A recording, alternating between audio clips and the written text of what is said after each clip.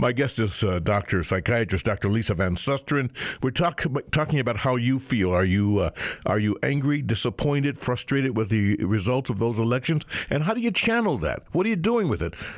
Lisa, what should be done? What should we be doing now? Well, okay, so here's the other thing. It's not just anxiety and feelings of vulnerability that are underneath anger. There's also the fact that the inclination is to try to blame and point fingers. So we tend to demonize people that are different from us because it makes us feel safer to think that it's people outside who are doing bad things. So you have this divisive kind of dialogue where it's me and them. They're the bad guys. I'm the good guys. Anybody who disagrees with me is a bad guy. And it stirs up all sorts of division and creates even more inflammatory language. The people who voted for Trump or who voted for Hillary don't really hate each other. If we sat down together, there's so much more that we have in common. And you see the beauty of working together and understanding each other and putting aside differences when people are working together for a common cause. Let me give an example. When that river is rising in a city and threatens to flood low-lying areas, everybody's down there at the riverbank throwing sandbags together, feeling such a glorious sense of meaning and in common purpose.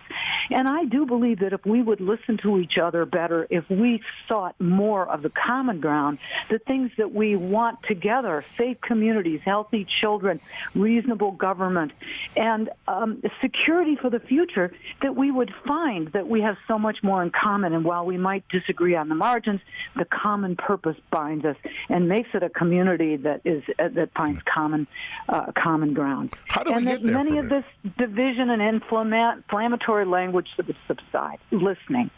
Okay. Finding common ground. Lisa, how do we get there from here? I mean, this campaign was run on anger and divisiveness. How do we overcome this? Okay. I'm going to put some of that. Okay, that's just some of it is human nature, but I am going to say that people do look to the leaders to set the social norms.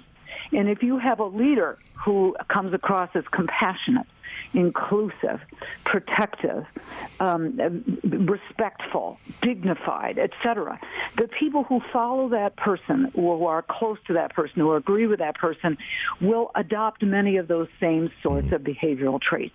In contrast, if you have a person who is impulsive, self-indulgent with insults, undisciplined, and not careful about other people's feelings, it gives you the green light that you can do that too. So a leader does create many of the social norms and the atmosphere that will either bring out the worst in us or will bring out the best in us.